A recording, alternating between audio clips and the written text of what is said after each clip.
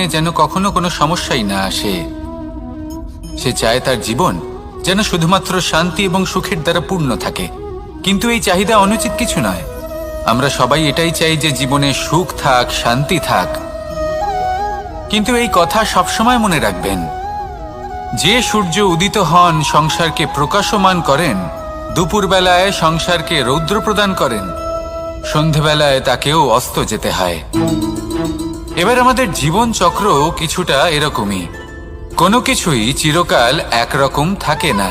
কখনো এই নদীকে দেখুন, যা বয়ে চলেছে। এই নদী যা বয়ে চলেছে তার পথেও অনেক বিপদ আসে।